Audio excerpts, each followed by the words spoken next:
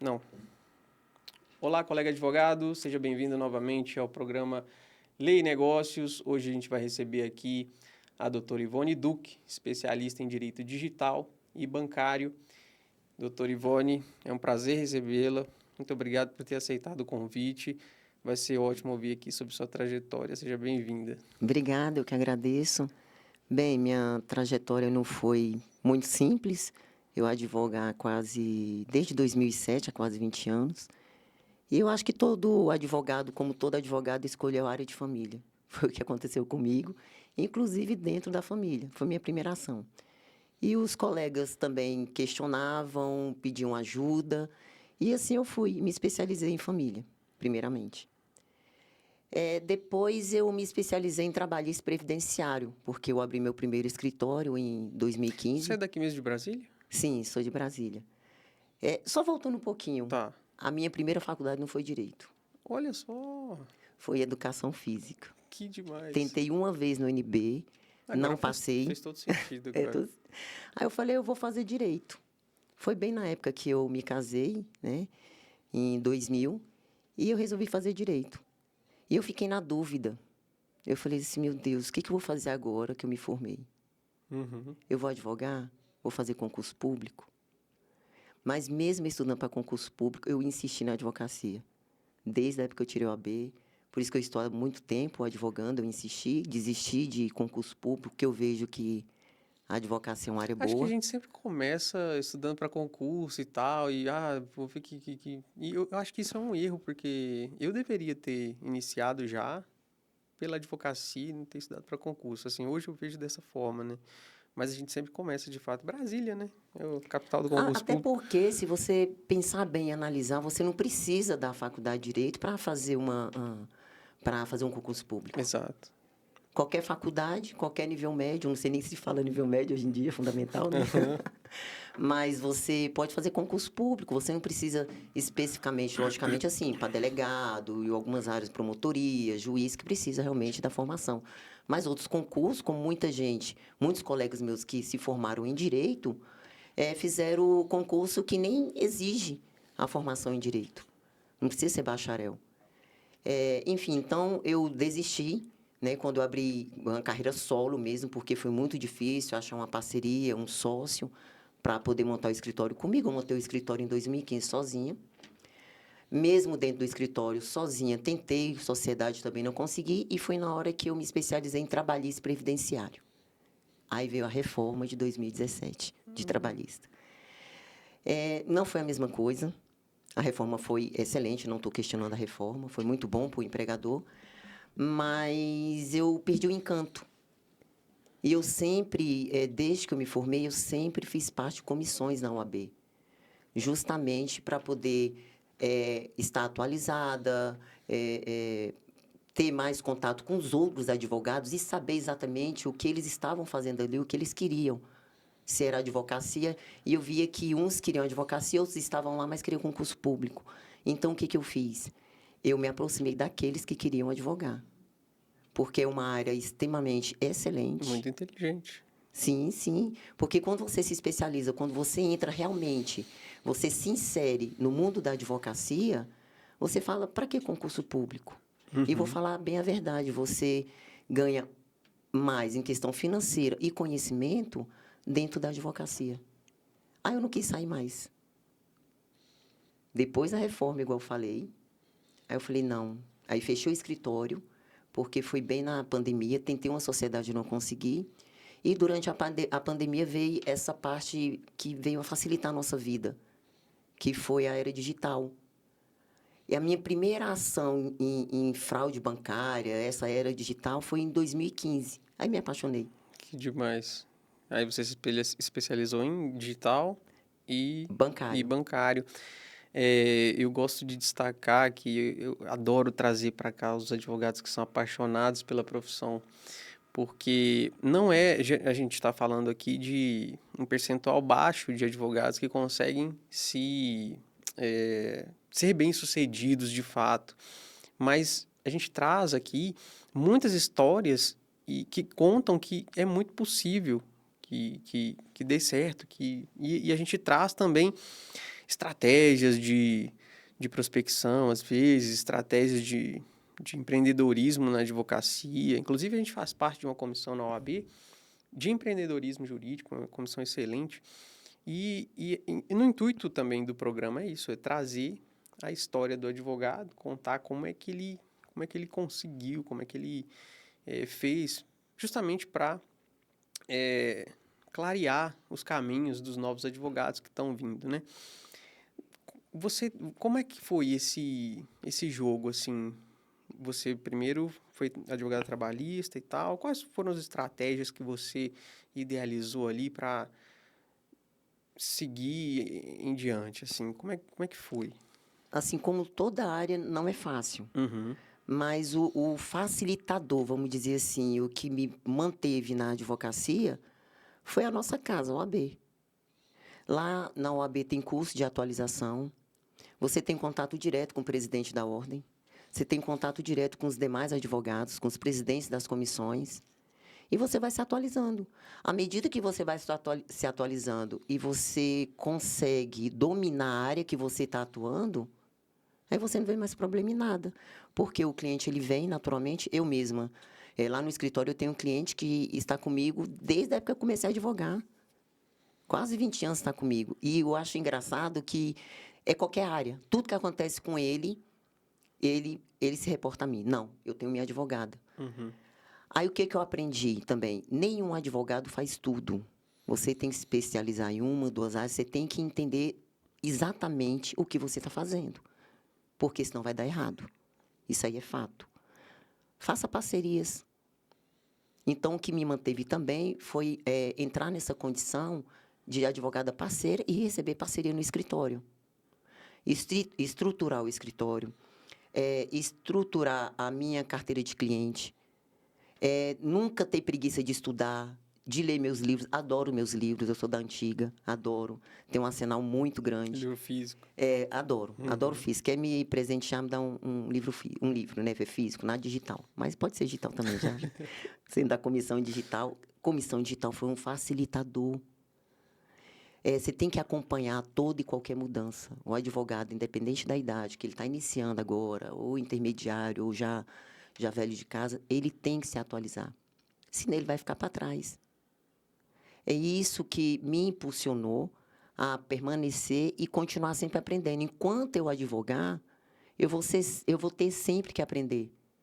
Senão, não vou conseguir acompanhar a evolução que está aí. Como é que foi essa transição do trabalhista para o digital?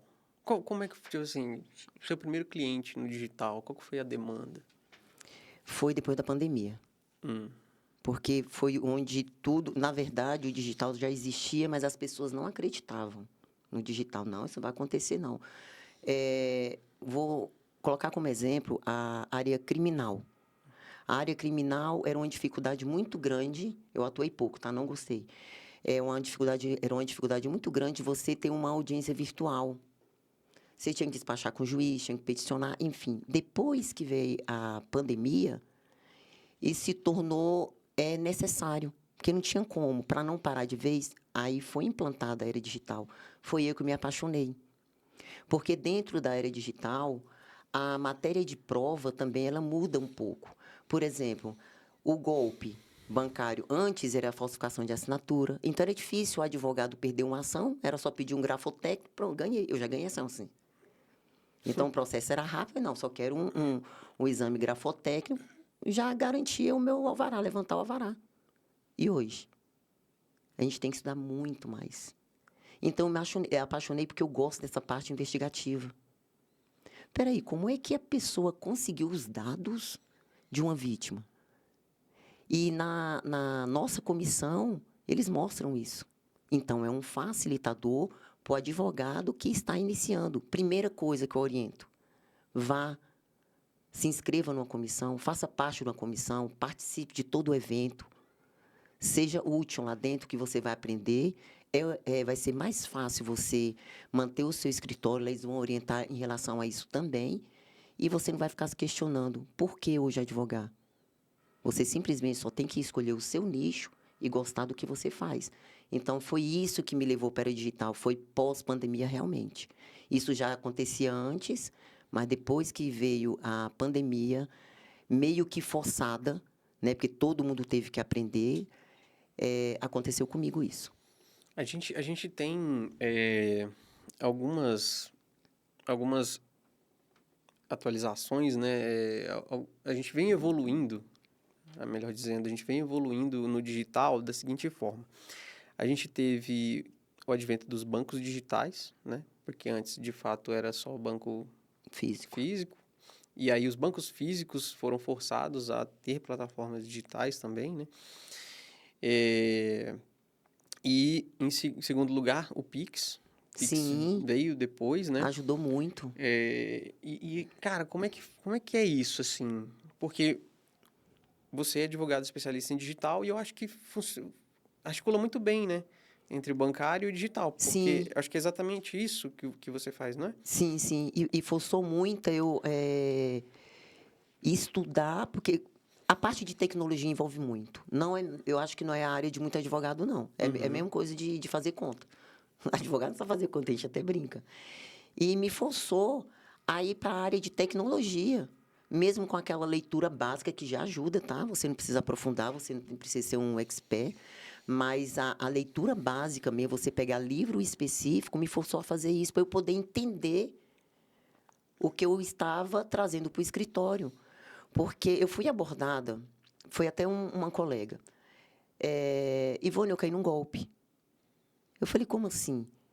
Ah, eu caí no golpe. Um rapaz lá me ligou, me ligou não, mandou uma mensagem para o WhatsApp. Eu tenho um empréstimo, nossa, estou atolada em dívida e ele falou que vai diminuir, vai fazer uma portabilidade e o valor da parcela vai diminuir. Eu falei, não, existe portabilidade, mas como está acontecendo? Não, eu já assinei o contrato, ela já tinha feito tudo. Ou seja, aí eu fui estudar aquele caso. Quem era esse rapaz? O que exatamente ele falou para que convencesse ela a assinar esse contrato. Então, eu tive que partir de um momento assim da minha vida que era novo, porque era normal. Eu sabia o que era portabilidade, eu fui estudar, ver as questões do Banco Central. Eu falei, não, existe, ela se sentiu motivada a fazer e ela só veio me avisar depois que fez. Então, tudo isso fez com que eu estudasse e entendesse essa sistemática. Esse mecanismo que o criminoso, o fraudador, o golpista está aplicando hoje nas Como é, vítimas. como é que a gente resolve o problema do laranja? Porque geralmente o golpista se utiliza do nome de outra pessoa para Isso, criar a conta, isso, recebe o Pix, os valores e já repassa para outra conta, não é isso? isso, Como é isso. que a gente resolve esse problema? A gente processa a instituição? Como é que funciona? Não, quando você vai processar o banco, assim, não tem a solução do laranja. Porque o laranja, o que que é? O laranja é aquela pessoa humilde que ela disponibiliza os dados dele, CPF, aí eles criam uma conta, que hoje em dia você sabe que você tiver os dados bancários e o CPF é suficiente para poder abrir uma conta digital. Então, é aberta uma conta digital. Pronto. Ali já tem a conta para poder aplicar o Então golpe. é possível ser indenizado mesmo assim? Mesmo se. Quando você entra com a ação, você entra com a ação contra o banco Uhum, e o intermediador, que é o correspondente bancário. Eu te dando um tipo de golpe, que é certo. pelo correspondente bancário. Então, você, no polo passivo, vai entrar contra os dois, tá? Por que você não entra contra o dono da conta? O que é o correspondente bancário? O correspondente bancário, ele é uma... Ele pode ser uma fintech.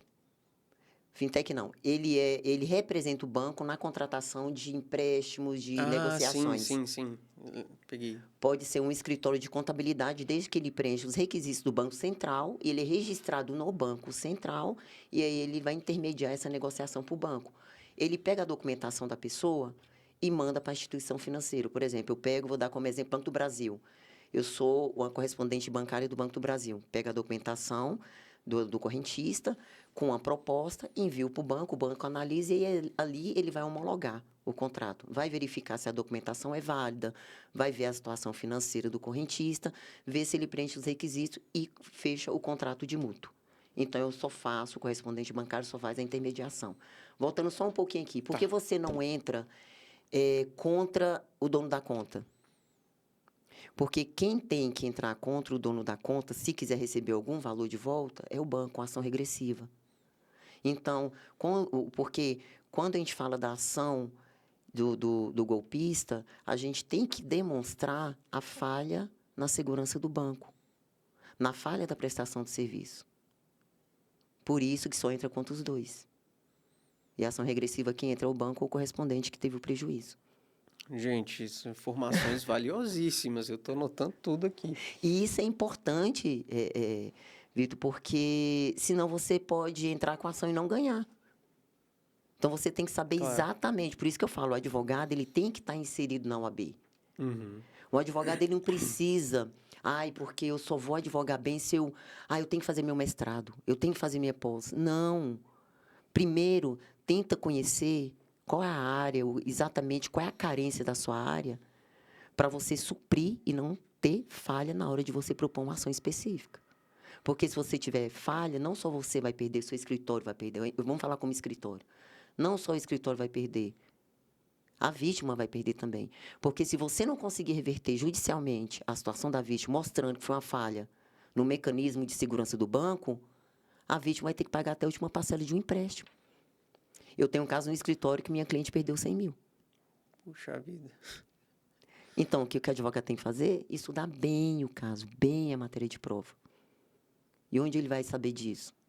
Vai para a OAB, vai para uma comissão, estuda. Porque não adianta você copiar minha ação, eu copiar a sua e achar que vai dar certo. Em algum ponto pode até dar. Mas a ação lá no escritório ela não se repete. O golpe pode ser o mesmo, mas nós já ganhamos ação lá com uma prova que a gente nem esperava, onde na outra ação não tinha. Uhum. Entendeu? São Então, várias nuances. Nossa, vários detalhes. E por isso que eu senti necessidade de estudar cada vez mais, estudar essa questão digital, porque tudo está acontecendo na esfera digital. Tudo é Entendi. dessa natureza. É muito importante esse assunto, principalmente na atual conjuntura que estamos, né? Mas me conta, mudando um pouco de assunto, me conta um desafio da sua carreira. Deixa eu pensar. Nossa, me pegou Uma coisa agora. que marcou a sua carreira. Eu sempre faço essa pergunta aqui pro... Pode envolver dinheiro? Pode, eu sei que manda. Quando eu levantei um alvará, meu primeiro alvará muito considerável. Naquele momento, eu não acreditava em mim. Assim, eu fiz, sim, o que precisava fazer dentro daquela ação. Chegou ao ponto de ir para sustentação oral. Fiz tentação oral. Como todo advogado, eu acho que... Em sessão de tribunal? Tribunal. Que demais. E foi numa sustentação oral, já aconteceu também de eu mudar a decisão de primeiro grau, que eu perdi totalmente em primeira instância e consegui reverter. Nossa, isso é muito difícil. Aí eu pensei, falei, nossa, eu estava fazendo um bom trabalho. E ainda estava com o pensamento de não acreditar no meu trabalho, está errado. Uhum. Eu tenho que mudar esse comportamento. E eu acreditei mais quando eu levantei o alvará. Você não tem noção. Você já me falou isso várias vezes. Não tem noção como é boa essa sensação. É de dever cumprido, tanto para o advogado, para o escritório, como você é reconhecido e para o cliente. Maravilhoso. Essa foi o seu primeiro alvará. Faz muito tempo isso? Foi. O melhor foi em 2000. Foi antes da pandemia. Antes da pandemia. Antes da pandemia. Tinha levantado outros assim, 10, Já é 20, no direito 40. digital. Já foi no direito digital, no bancário digital. Não, o próximo que foi. Ah, tá. O próximo que foi. Mas onde eu quero chegar com isso? É a questão do trabalho, que a gente sempre está batendo essa tecla. Se você se propõe, se você escolhe o seu nicho e fazer o trabalho com afinco, você vai ter resultado sim. Só que o advogado, quando ele inicia, ele acha que ele vai ter o êxito, ele vai ter estrutura, conhecimento em 1 ano, 2 anos. Dependendo da ação aqui em Brasília, são 3 anos. Uhum. Eu já tive ação para ter um bom êxito de 1 ano.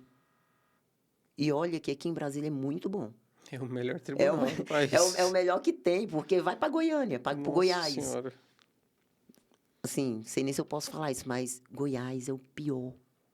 Tanto de pagar custas iniciais, por isso eu acho que é por isso que ninguém nem entra. E movimentação processual. O andamento processual é muito lento.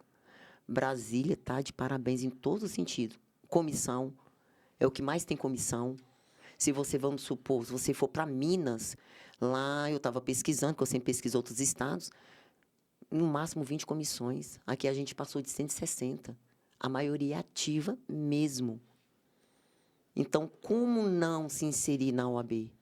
Só se você não quiser. De fato, Só aqui... se você não quiser levantar um alvará bom. Só se você não quiser ter bons clientes. Só se você não quiser ampliar o seu escritório, seu conhecimento. Só se você não gostar da advocacia.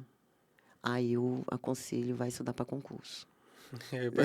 Volta. Talvez seja mais fácil, né? Estudar para concurso.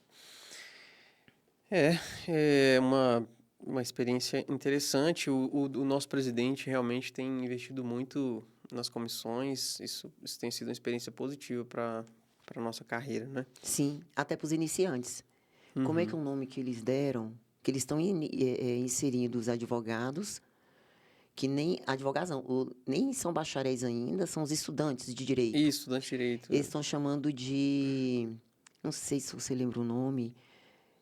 Não é oficina, gente. É como se fosse uma...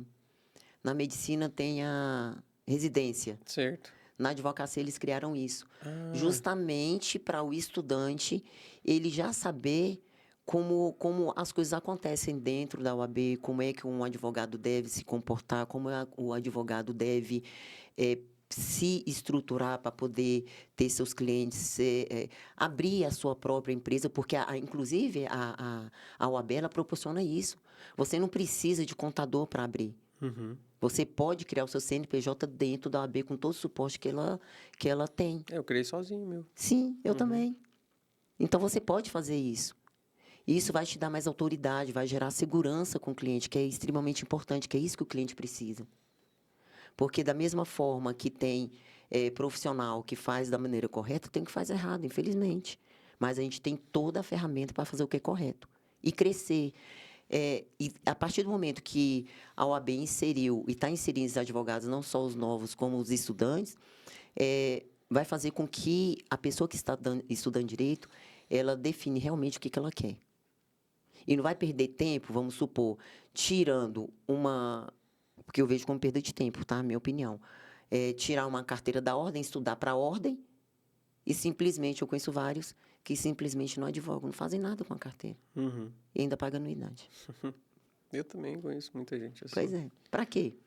Pois é. O dinheiro não só se ganha, você tem que saber aplicar. Exatamente. Concorda? Então, isso a OAB está fazendo muito bem. E, salvo engano, na nossa comissão tem.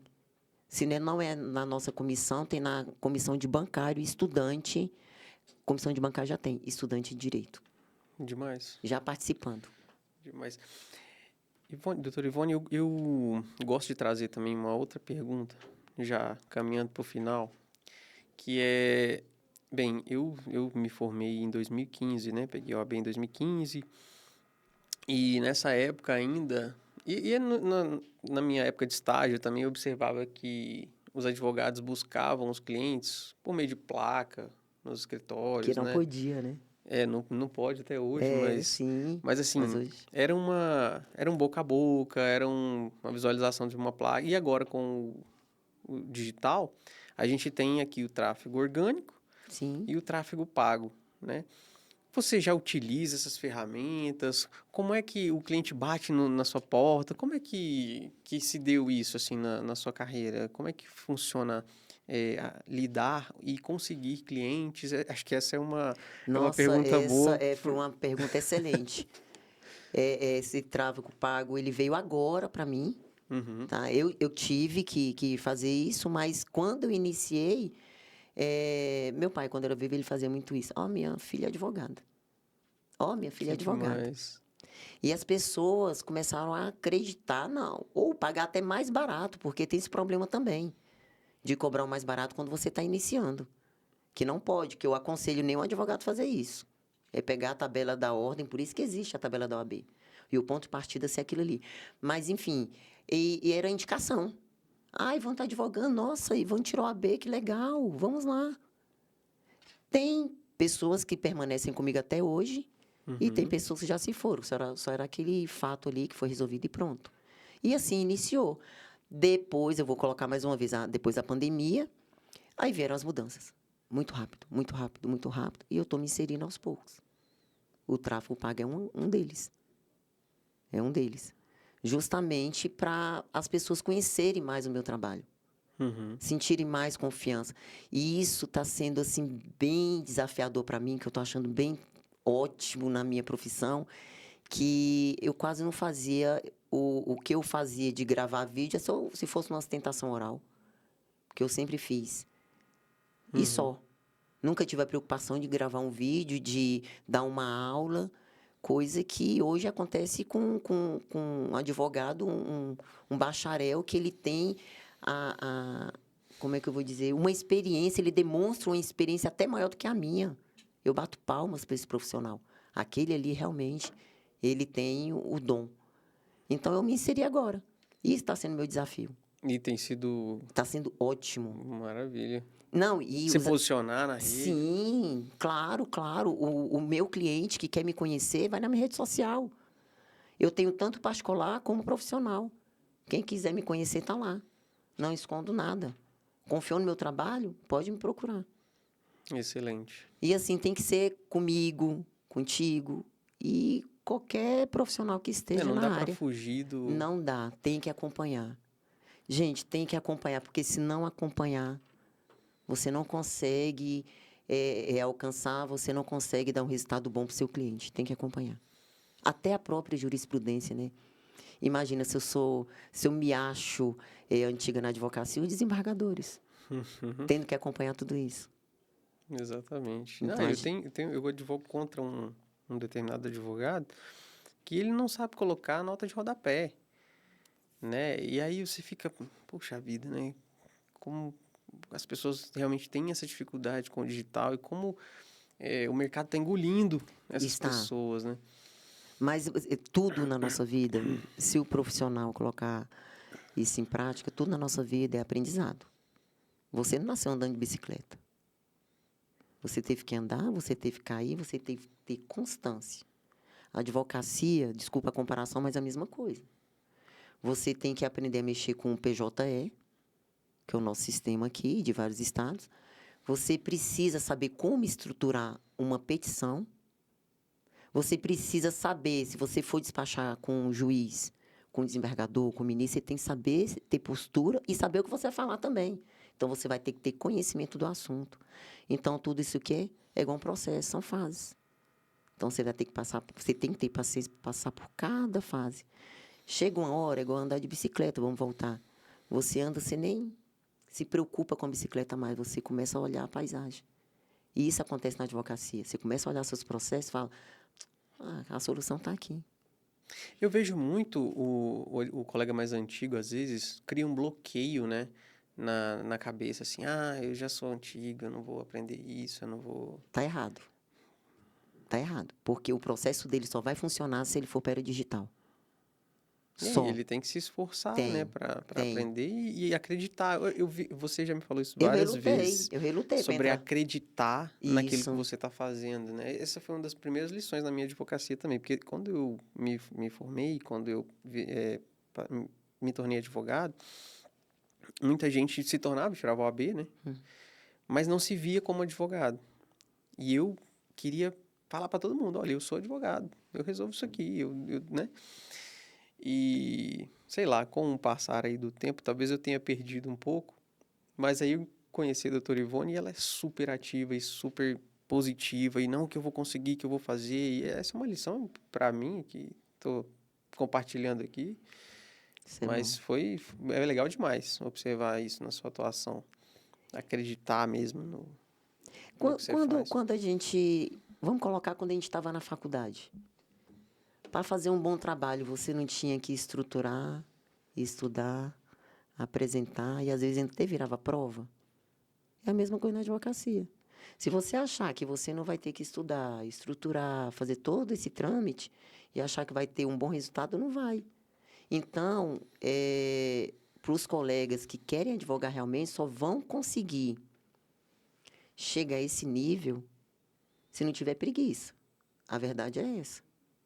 Você nunca pode ter preguiça e você sempre, se você duvidar tanto do teu trabalho, vê a primeira estrutura do advogado numa ação, nem a petição inicial, é igual a casa, faça uma boa base, que lá na frente você vai poder morar. Vai ser o melhor vará que você vai levantar. Isso é fato. Então é só não ter preguiça. Não questiona, não reclama. Porque se você estruturou bem aqui, você sabe realmente o resultado que vai ter lá na frente. É isso, gente. É sem mais excelência. Pessoal, hoje eu estive aqui com uma convidada muito especial, a doutora Ivone Duque, especialista em direito bancário e digital. Eu vou encerrando aqui, agradecendo demais a Eu que presença agradeço. dela e eu deixo as considerações finais para você.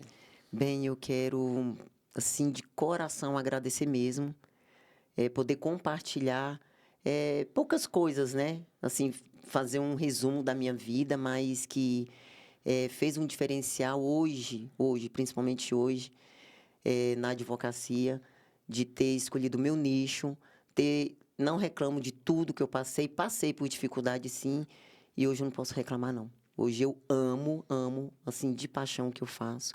E quem quer advogar pode vir para o nosso mundo. Pega a casa do AB como sua casa, porque é lá que eu vivo. Pois bem, gente, agradeço a audiência e até o próximo Lei e Negócios.